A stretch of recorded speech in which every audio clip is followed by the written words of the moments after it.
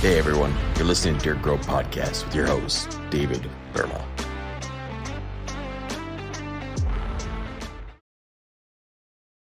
All right, so we're here on podcast number 2 with Dirt Grow Podcast, and excited about meeting with Aubrey Lang. Aubrey Lang is a young entrepreneurial farmer.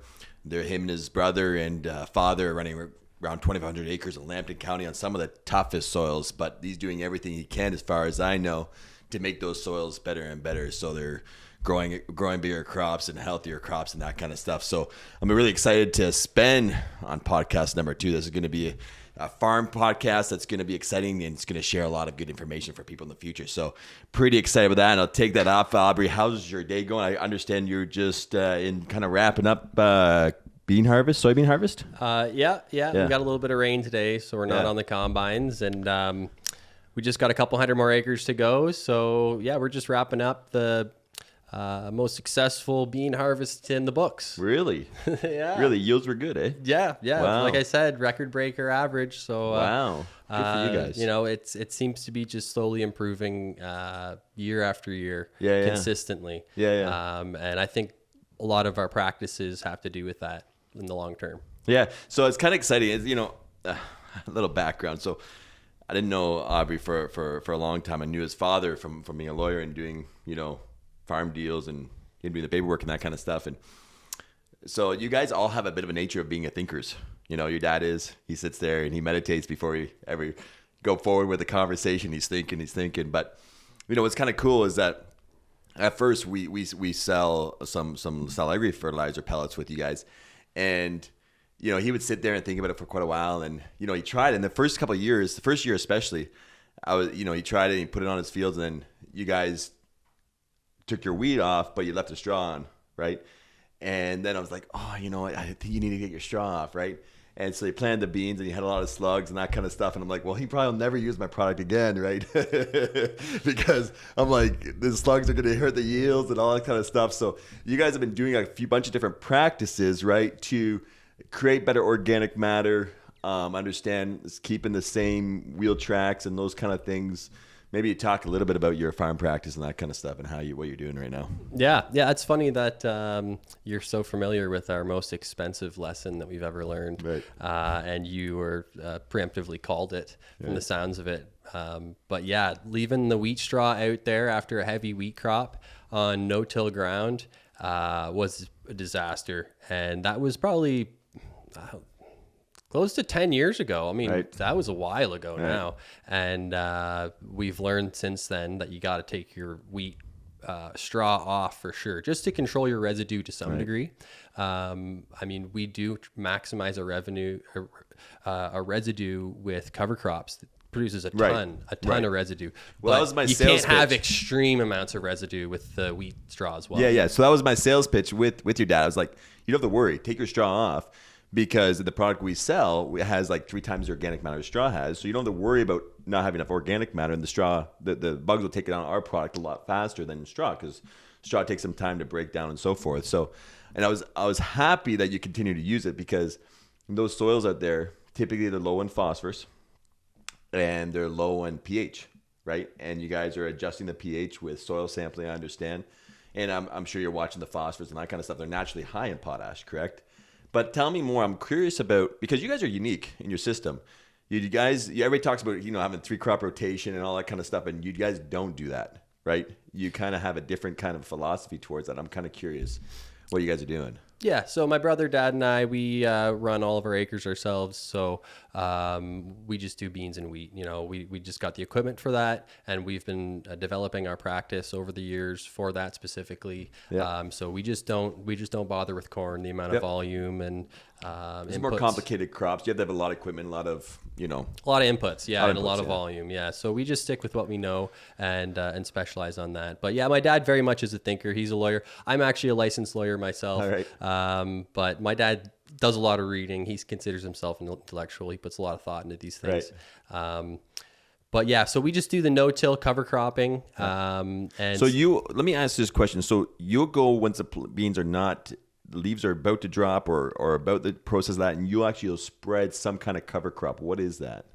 So we just do a wheat and rye cover crop. Okay. But we also experiment with other stuff. When we plant after the wheat, we got more of a grow season for our cover crop. So we'll experiment with other stuff like radish and oats and mustard and things like that. But we just generally try to maximize the growth of plant material. We find that there's tons of benefits to having your field always green. There's soil, you're building soil. What those plants are doing is it's taking carbon not only from the air but from nutrients deep in the soil, and it's bringing it up into the topsoil region and then decomposing as residue, and then also having beneficial effects of with the fungi, with the microbes, with the earthworms, with better drainage as a result of the channels of the roots. There's so many layers of benefits when it comes to not only yield but also environment, and specifically the overlap of that yield and environmental benefit is where the no-till cover cropping comes in. Right. So I noticed we have some farms kind of close to your area where you guys are farming. What I noticed is some of those farmers that do not have organic matter and certain things in their soils, they're having to come down to like every 15 feet have their tile. And I wonder if that's something to do with not having enough organic matter, not having enough earthworms in the soil and that kind of stuff, so that the water infiltration isn't there in those type of fields. I mean, we don't know that, but I'm just assuming or wondering that's it's really hard to quantify, but I can say that we've seen over the long term our drainage improving year after year, and we haven't done anything to our drainage. We just have the old clay tiles for the majority of our fields, so they haven't been improved in a long time, but they're somehow improving. Whether that's to do with the no-till and reduced compaction as a result of the deep compaction that happens as a result of tillage, or whether it's just the roots creating those drainage channels all the way down to the tile. Right. So I'm assuming this, but if you don't have compaction, right, and you have more organic matter, both of those things create more of a sponge for water, right? It holds it better when it does rain, and B, it holds it better when it's dry. Right. So I think it's a benefit on both sides. It's supposed to mitigate the extremes, right? The extreme conditions on both the extreme wet as well as the extreme dry. So it's just, it is a high risk, high reward practice, right? I'm not saying that there's nothing but benefits to having lots of residue on the field. We have run into challenges, but we also have ran into major benefits. And by dialing in our practice, specifically just by removing the wheat straw, we haven't had any problems. But before that, there was slug issues. There was cold and wet issues, just because there was so much residue. So on the balance, it has major long-term benefit, but there is some level of risk involved. Yeah. So what do you think? What would you consider? I mean, it's not always just one thing. That's where I think a lot of times people have to be aware of this. But what would you say over the last 10 years? Are you seeing like a 20% increase in yield, 15, 10? Do you have any idea? It's hard to quantify. We've definitely seen a 20% increase in yield over the past 10 years. But it's hard to say that that's all from, of course not. No-till cover cropping. We can say that it has consistently been improving. We've also been, putting your product on and improving our pH and things like pH that. pH is a huge thing in that area. So there's a lot of factors at play. Obviously weather too, but in the long term, it's been a consistent rise up. And I wrote an article for No-Till Farmer Magazine going over all the science behind no-till and cover cropping, and it's really fascinating what the meta-studies show. Meta-studies are the combination of all of the peer-reviewed studies out there into these conglomerate studies. Right. And what these studies show basically is that on average, there's actually a slight yield decrease for the first 2 years when it comes to implementing no-till. However, after that 2 years, the average yield not only meets conventional, but it continues to surpass conventional for every single year that it's been studied. And the longest studies go over 30 years. And the authors of that study explained that it really didn't the yields didn't reach their long-term trend line of improvement until 15 years in. Right. So it was just small incremental benefits every year, more and more, for the first 15 years. And then 15 years, it really started to take off. Yeah. So it just shows how long-term these effects are. The investment's long, eh? Yeah. Investment's long. You guys don't rent any land, I suppose. It's all owned. Correct, yeah. So you can make those adjustments and changes because you can invest for the long term, right? We have a little bit more autonomy as opposed to the pure tenant landlord relationship. Yeah, exactly. You see the long term in this in the program. Yeah. The studies are pretty fascinating when it comes to the yield, but also the environmental benefit too. Apparently, we've lost 40% of all of our arable land in the world in the past 40 or 50 years. What's arable? So like farmable land. Right. The farmable land is like 40% of it.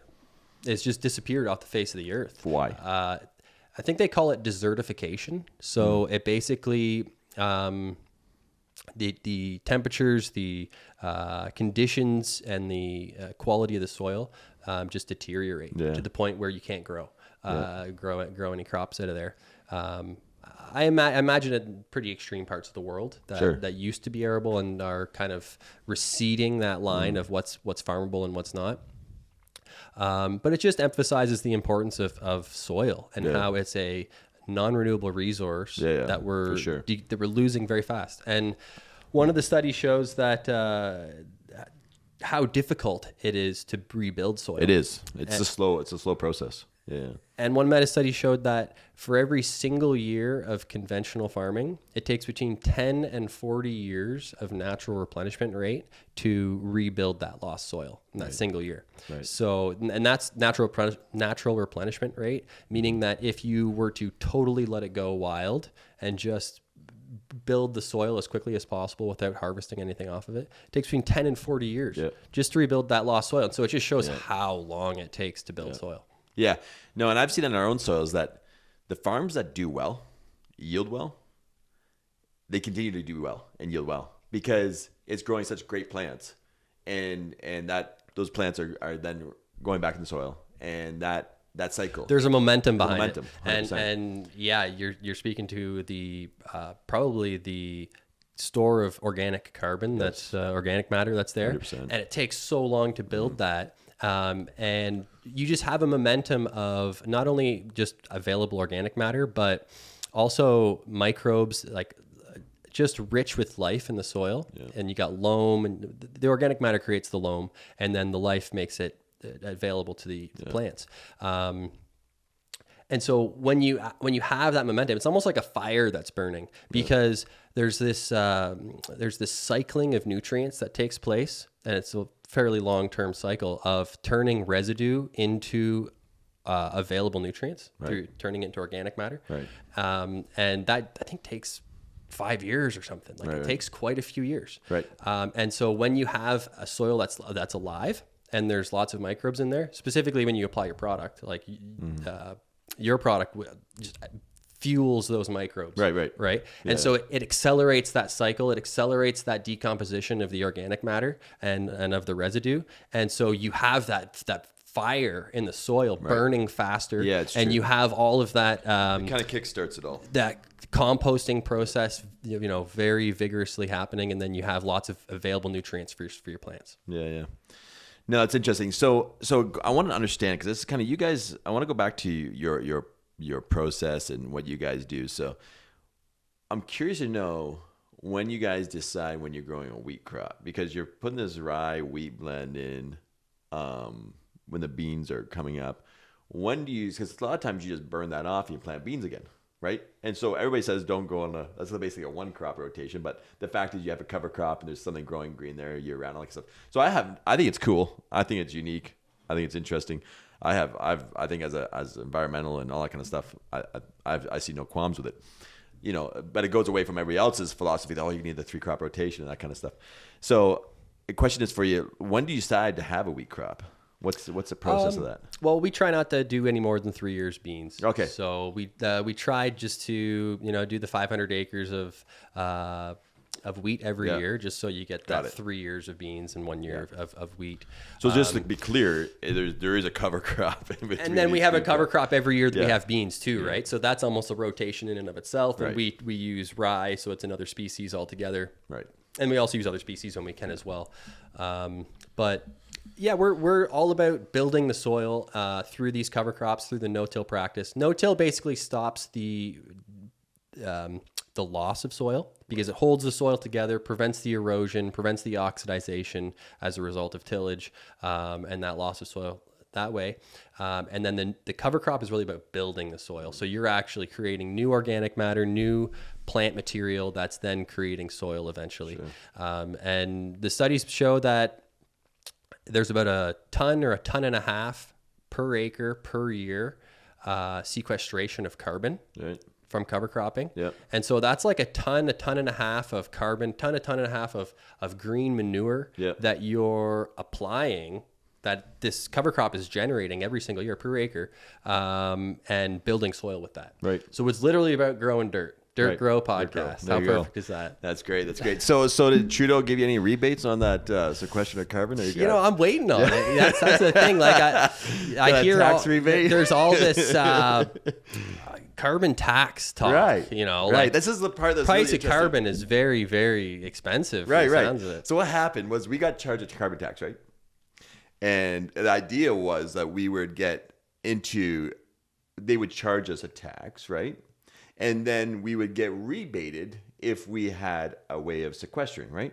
Was that the concept? Did you understand the concept? That sounds pretty good plan. That was kind of the idea. But anyways, farmers, we actually are really good at sequestering carbon because we grow crops and we put that back in the soil and all that kind of stuff. And so the idea is that we're actually really good at it.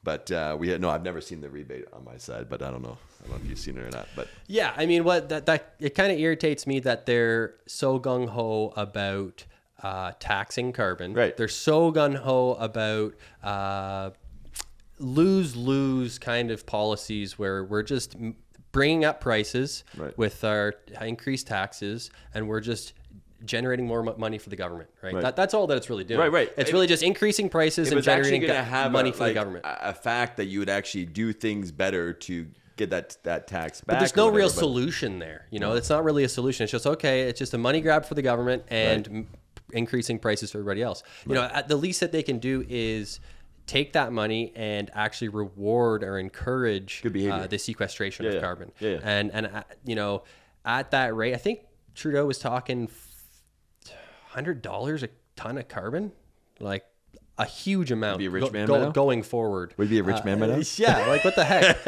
And so if they were to take that, but I think it's at more like $40 a ton at the moment. I'm not 100% on that, but it's a significant amount. And so if they were to take that and reward farmers who were implementing practices that are shown to sequester carbon, it would be very, very valuable for farmers, and it would be the encouragement that many farmers would need to go through that first 2 years of slight decrease in yield.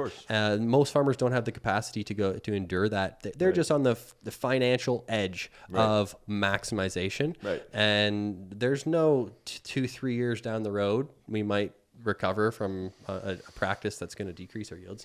There needs to be a compensation for the vast majority of farmers who don't have the capacity. And taking that carbon tax money and rewarding farmers would make sense. Good point. Would make sense to me. Yeah. So, question on you: how often do you soil sample? Once every how many years? We try to soil sample when we get the weed in, right? So it'll be like every 4 or 5 years. Yep.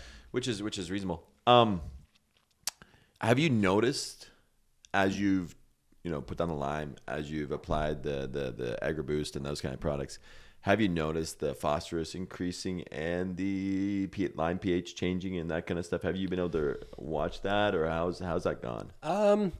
I don't have a graph or anything. But, no, I understand. But we have seen definite increases. And changes in the pH and everything. Yep. Yeah. Yep. And massive improvements in our organic matter as well. Like we have, we're out in Brigden area, so we have some of the heaviest clay around, and we have our organic matter up over 5%. I actually agree with this philosophy.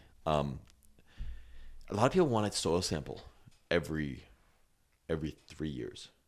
And I actually disagree with it. And the reason why I disagree with it is it's not a long enough period of time to actually watch a change.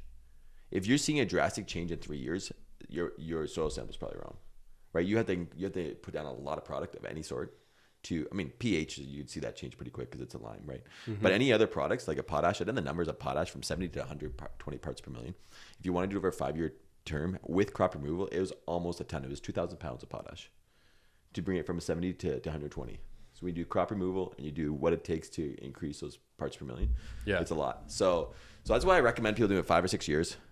Be aggressive on your amendments, but in 5 or 6 years, that should be enough time to start seeing the trend in the where you're going. So I think that was kind of interesting. So after the first 3 years, if they're seeing an increase, they probably got a chunk of biosolid in their soils. Yeah. It took it where the fertilizer was or something like that. Yeah. The fertilizer pile. So you work with your brother. Did your dad work with you much? Oh yeah. I mean, he's busy in the office a lot. So my brother and I do all the operating. Yeah. My dad helps us when it comes to troubleshooting and. You guys do not look like the typical farmers. Honestly, like you're a lawyer, your dad's a lawyer. Your brother's just, I see him, he's always happy. I don't know. You have one employee that works with you? Yeah. We got my friend Andrew. He's a huge help. Yeah. He operates as well. He does. Right. Which is kind of cool because I think it's really cool because if I were bringing your dad, it's just like you guys have always, bought a little more land, a few generations, and you kind of keep on that steady process, which is kind of cool. And your dad gets out there and wrenches, and that kind of stuff. I'll tell you a funny story about your dad, okay? Sure. So anyways, it's always a treat. Yeah. So he comes in here one day, and I don't know if he called me ahead of time. Yeah, I think he called me ahead of time. He says, I got running a flat tire, right? I said, no worries, come on in, right? And he pulls it in, right? And I says, okay. He pulls it in, he brings his car to the end there. And something funny about your dad, he loves driving these Grand Marquis, right? This is the car, right? Yeah, Crown Vic or Grand Marquis, one or the other. Yeah. These have been not being built for how many years? Yeah, I think I stopped making them 10 years ago. So he's driving this car in, right? And he wants his flat tire going flat or whatever. And so what's his car worth? Couple grand. Maximum, right? And he drives it because it's probably dependable. That's why he loves it, right? There's dependable cars, right? Great farm cars, yeah. Rear-wheel drive, lots of space. You don't care if you're driving the field. Right. So anyways, he comes pulling in. I'm like, this thing is leaking out as fast as it was putting air in, right? I'm like, Wally, I don't think it's going to work, buddy. I think it's not going to work. So I said, why don't you just park it here? I'm not leaving till 5, right? I can leave later. I can grab another vehicle. And I said, just grab my car, right? Go to work, fix the tire, come back, get somebody else to come in and fix it. You have it fixed, and he comes back and says, that's a great idea, right? So he goes, takes my car. My car was a kind of a luxury car at the time, and I just saw Wally. I was like, you know what? He's gonna come back. He's gonna want my car.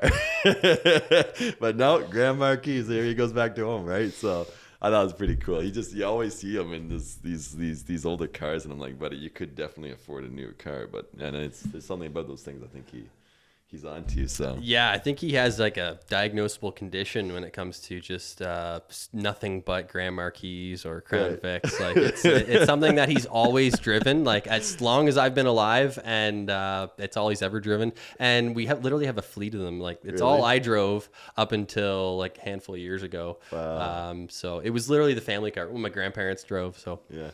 So it's just an intergenerational thing. Yeah. So it's 10 years. He's gonna have to upgrade or something like that, There'll always be one somewhere. You think so? That he'll be able to buy. Wow. They'll always be able to track one down somewhere in the world where they don't have rust or something. That's hilarious. But yeah, the whole farm operation really is an intergenerational carrying the torch practice. Like my grandpa was the first one in southern Ontario to buy a no-till drill in the 80s. Yeah. And so he started the whole no-till cover cropping practices way back then, and then we've just continued to implement and carry that torch, taking it a step further with the cover crops. And yeah, I doing the research, continually improving. Mainly IP soybeans. Yep, correct. Yeah. So typically you would think that they become harder and harder to grow because of a weed and that kind of stuff, but you seem to be able to handle all that with the weeds and that kind of stuff. There's not weed pressure necessary that you can make that work. Well, we actually switched to IPs because of the Roundup resistant weeds that were out there. We were relying on Roundup for our weed control for a lot of years, and then all of a sudden, what was it, like 7 years ago, something like that? Fleabane, the weeds just all of a sudden started to become resistant to the Roundup. They genetically modified themselves. Yes, that's right. To become resistant, and so we were faced with either having to go Roundup Ready 2, which is the dicamba resistant. Genetically modified soybeans, or going to the IPs and using old school herbicides. And I mean, economics work. Thing is that you get the premium with the IPs, which is a significant improvement. Like $5 or $5.50 or whatever, somewhere in that neighborhood, right? Which is a huge premium to get a huge additional profit. And they seem to be about the same toxicity in terms of like the harmfulness when it comes to the old school sprays to this new dicamba. Dicamba seems pretty scary. Like I don't know a whole lot about it, but I've heard that it can actually become airborne 5 days after it's been sprayed. That's a huge issue. And blow into neighboring fields, blow into neighboring forests, just kill any surrounding wildlife 5 days after it's been sprayed. So that sounds pretty brutal. Not to say that the chemicals that we use with the IP program are not safe, or are safe, are not dangerous. In that, what do we use? 5 different products with our burn down and chemical application. And, I know from personal experience that they are dangerous. In that I actually got injured by being exposed to no. It was just a couple drops on my pant leg without me knowing it of concentrated herbicide. Wow. And I experienced symptoms of poisoning every single day for the past 3 years. Are you serious? That's crazy. Yeah. It was a 2,4-D based product. Had another chemical in it, but basically what 2,4-D is a benzene molecule that it's added a couple atoms to. Well, benzene's not good. Yeah, and so what 2,4-D is it's a fat and water soluble benzene. So it's a benzene that can go right through your skin because it's designed to go right through the skin of the plants. The oily barrier that's on the plants. 2,4-D is? Yep, that's what 2,4-D is. Yeah. Shoot, man. And that is like the main burn down product, right? And so it's dangerous. I know from personal experience it has drastic negative effects on the human body, and we're spraying that across every acre, right? Like we're just dumping it into the fields every year, and so it's probably not too good for the environment either. Yeah. And that's just one of the products, right? We got the pre-emerge or the residual stuff, so that it sticks around for a couple of weeks to prevent any. I think DuPont's gonna like this video.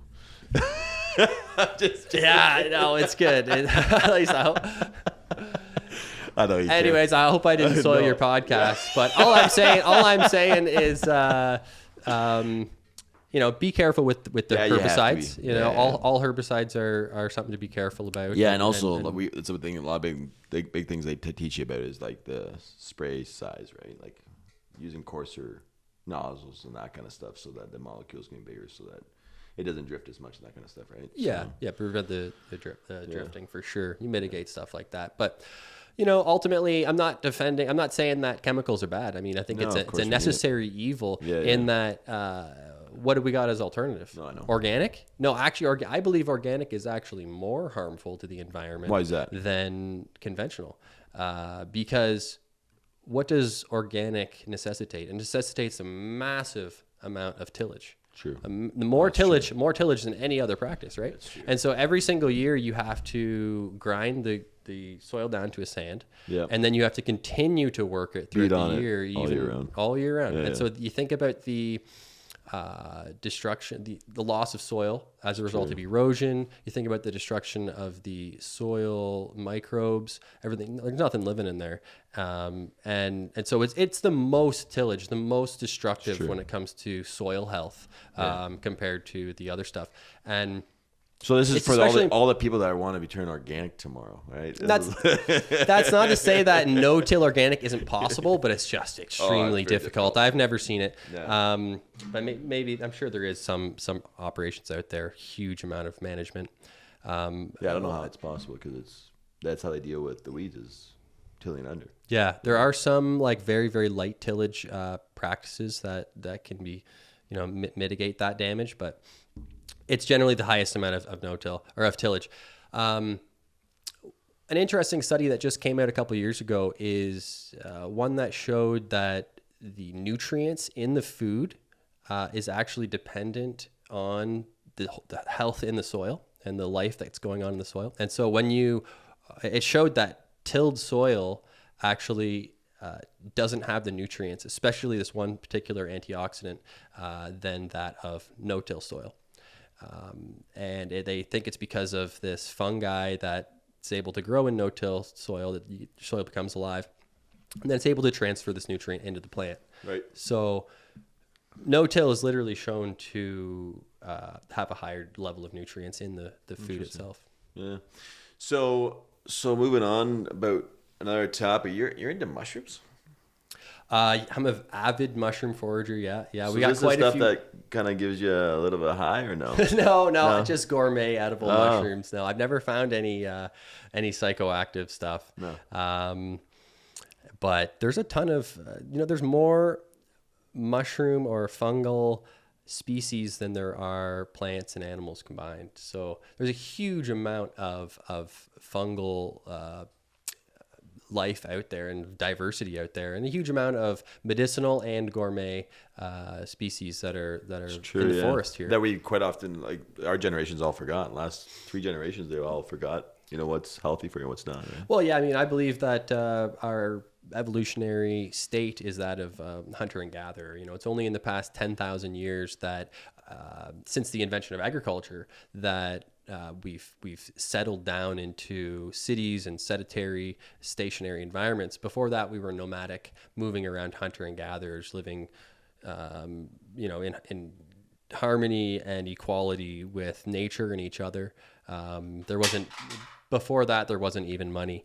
Right. And it's as soon as agriculture kicked in, now all of a sudden I have to defend my crop. This is my land. This is my territory. And then we have all of civilization that basically springs up, and all of technology that springs up as a result. But in our evolutionary hunter and gatherer states, we would be much more in connection with the wild natural world and be using the, mushrooms for food and for medicine, a lot more than we are today. And, the studies do show that they have massive health benefits. Right. So where do you find these? Just in the forest. I mean, every forest has a different community and species of mushrooms, but specifically, I like to forage the maitake mushrooms, which are otherwise known as hen of the woods. And I found 50-pound mushrooms this big. And this year I probably harvested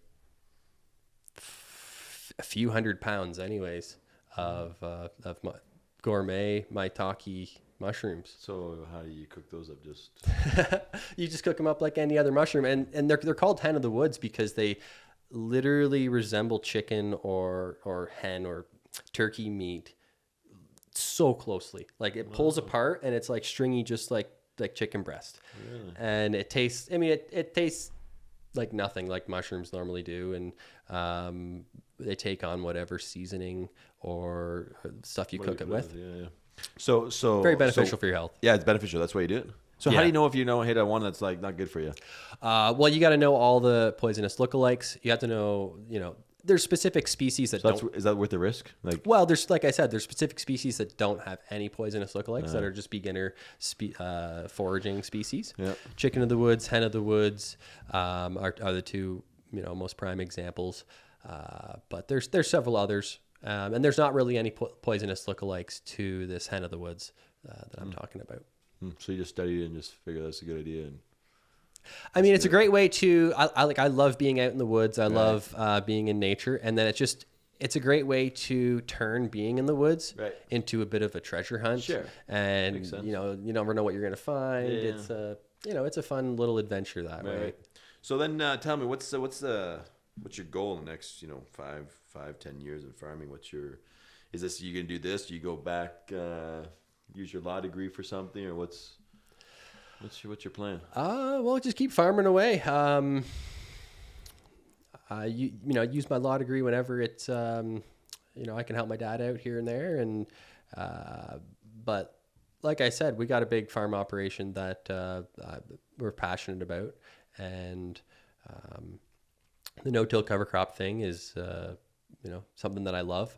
And I just love turning a diesel engine into stuff getting done.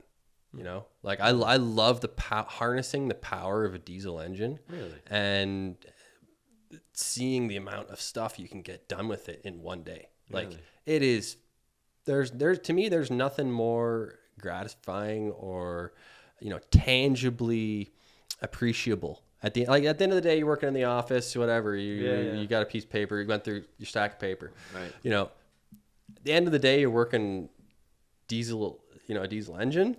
You can change the face of the earth. Right. And it speaks to the power and energy that's stored in hydrocarbons in general, and how our whole species is largely founded on oil, crude oil and natural gas, the hydrocarbons. And you'd be hard pressed to find one thing that doesn't deeply involve hydrocarbons to fuel anything. It's true. In its production. Yeah. So I'm just intrigued that you. I love having that power on the wheel, being behind the wheel of that power. But not only that, you must have some ability to understand. When things go wrong, you're excited enough to go and figure that out and. Figure that out, or how does that go? Like, something goes wrong, you're kind of like pissed off. So I got to deal with this, or how does that? Oh, I mean, obviously there's nothing's fun when there's a time constraint and things going wrong. And with the amount of acres that we have and the equipment that we have, that's always a bit of a challenge. Right. And you try to make the most of it. And yeah, like I said, we have old equipment across the board. Like we have an 8650 tractor, 8750 tractor, like just old John Deere articulators. Yeah. And then we have old case combines that we use. And it's kind of part of our advantage is being able to do everything ourselves. Right. And so we do all of our as many repairs as possible we can ourselves, which is the vast majority of them, unless there's, a full engine rebuild or something. And we make that old diesel engine continue to work, and these things still have so much power and life left in them, even after 30, 40 years. And they've lost 90% of their value. They still have the same potential. They still have that fundamental technology of turning diesel, diesel fuel into horsepower. Right. And so if you can keep them going and keep them, they can still be reliable machines. So there's no time to update?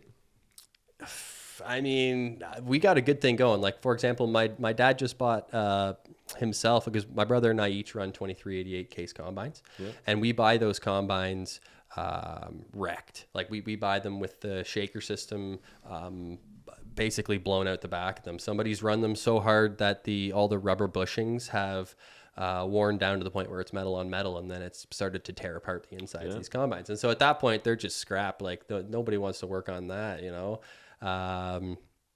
and rely their operation on that. And well, they're worth nothing, so we pick them up for nothing, and then we rebuild them, and they work just as good as new. You literally rebuild them. Yeah. I mean, it doesn't take that much. I mean, you put all the new rubber bushings in, and then you reinforce any part of the shaker system that's that's cracked. Gone metal for too long. Or whatever. Exactly. Yeah. So we put our own plates in there. We put whatever, a new screen in there if we need it, and slap it together, and it does a great job. That's impressive. Really is. I mean, it beats buying $1 million new machine. Well, that's the thing. Like that's why this is the unique stuff, right? Because, you know, the next guy's like, well, how am I going to make it work? And I'm the same way. I'm like not the same way as you, but I'm the same way as everybody else. I'm like, well, how am I going to make this work with $1 million combine? It doesn't make sense to me. So I'm actually, you know, we run a lot of acres, but we don't actually combine any of our acres anymore. We get it all custom done because we just look at the numbers. It's like, you can't afford a new one, and we're not creative like you guys in that sense, and I think that's really cool. Yeah. Well, that being said, we still like we had a decent little bit of help combining this year as well. Sure. You know, just because quite a bit of acres, and when you got 2 combines going, it's still not enough. I know. Especially with how wet it's been this year. But and other people spend too much, and so they actually look for work, right? So it's not a bad plan to bring them out, you know. When we don't much invest in your combines, it's not a bad deal, you know. Oh, for sure. It's a huge help, especially when we're just hauling RJs. Like we just have wagons that we're just hauling back and forth. Yeah. So that's a big bottleneck for us. When's the time to get a semi trailer? As soon as somebody can get a license, I guess. But yeah, that would be a huge help. We're not anywhere close to the operation that you guys have. No, but still, economically, I think it'd work. Yeah, I think it would. Yeah. It would be a huge efficiency, that's for sure. But yeah, combines are sweet. We love our 2388 case combines, but we're not just case guys. We also love John Deere. Yeah, and then what do you do for? You have a drill?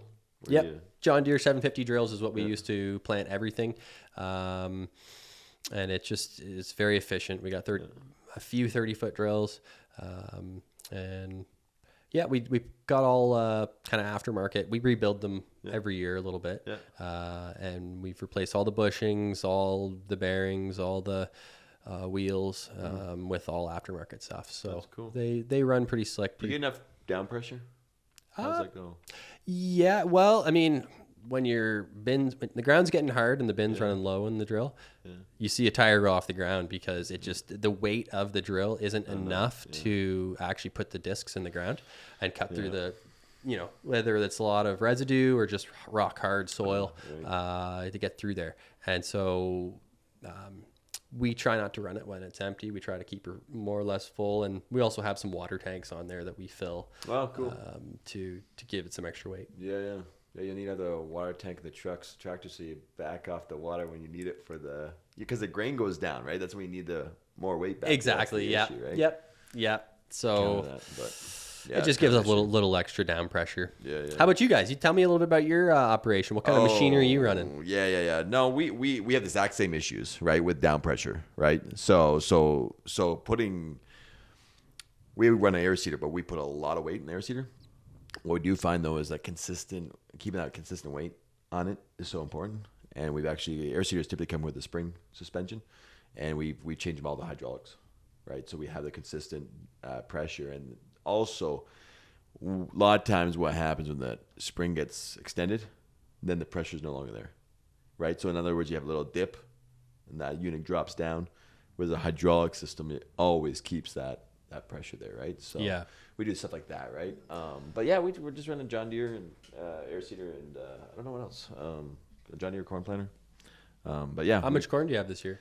This year's like 1,000. But we usually try to do a third rotation with corn being the wheat. But then this year we wanted to put in 2,000 of wheat, but now we're down to 1,000, right? Just because weather, right? And that's kind of the issue. So you try to not to be too much in one crop because we're not doing the cover crops and that kind of stuff, right? But yeah, that's a huge amount of volume of corn you got to come off. That has to come off. Yeah. But then again, once you get trucks, it's a different story.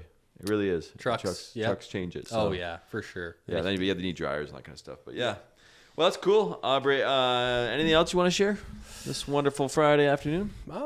I don't know. I guess I just want to thank you for your time and having me on. It's been an honor. My time. You came here, buddy. Well, I just had to come downstairs. It's been an honor to be your second guest on your Dirt Grow podcast, and I love the name. You know, I'm a soil guy. I love growing soil and soil health. So that's a beautiful name, and I appreciate everything you got going. You're a great guy. Yeah, no, thanks. I appreciate that. You know, and you know what I'd say. You guys are kind of my poster child as far as a customer, and you know, you guys believed what I was doing, right? And your dad did, which was kind of cool because I don't know, I think I do have a convincing nature, but I'm not a salesman, right? And so for him to buy into the concept of the product, you know, the product we handle is not, you know, sometimes people don't all love the idea, but once you use it and you realize the results and how well it works, it's, you know, you see the results in the yield and so forth in the soil and crops looking healthy and that kind of stuff. It's kind of cool, right? Oh, and yeah. So that part's been cool about you guys because you've kind of trusted the first couple of years, and then once it's worked, well, it's worked, right? So. It's been highly effective. We have seen drastic improvement since using your product, and you know, when something works, it works. When something's true, it's true. Right. And that's a cool point. You know, I'll let you go back, but this is the thing that I always, you know, some people want to sell like bio products that are supposed to be healthy for the soil, but I can't check the NP and K. I can't check the organic matter. I can't check the microbes. And so I have a really hard time using these products because I know what they're saying, but are they consistently going to give you yield, right? And the product we move has NP and K, it has the micronutrients, has the organic matter, and you can actually measure it, right? And that's the part that's why I like selling the product, is because you can actually measure that, right, and compare it to other products. But anyways, I was interrupting you, but. Oh yeah, no, I was just gonna say, you know, like a molecule is a molecule, whether it's a NP or K molecule, whether it's in your product or in a chemical product, it's still the same molecule. It doesn't matter where it comes from. Yeah. And in fact, I would argue that your product has a much healthier, more sustainable source than that of chemical products. Right. Chemical products are a result of a massive amount of hydrocarbon burning, of natural gas burning to produce these, you know, artificial fertilizers. Whereas your product is organic based. It came from the soil. It came from the soil. It's about recycling the nutrients that are already in society, that's already cycling. That's you right. know, in civilization. So. I know. You know, manure doesn't smell good. Right. You know, no manure smells good. That's right. So I don't know why people have such a adversity towards your product. It's just an ideological thing, I think. Yeah. And you know, these ideological issues, I think. Well, that's why I always try to get them to try it low, because once they try it low, then it's like, okay, just one load. You just got to get over the idea of it and warm up to the truth. Yeah. No, it's always funny because I was, at one point in time, I'd give away for one free load, right? That was my concept. Just try it, one free load, right?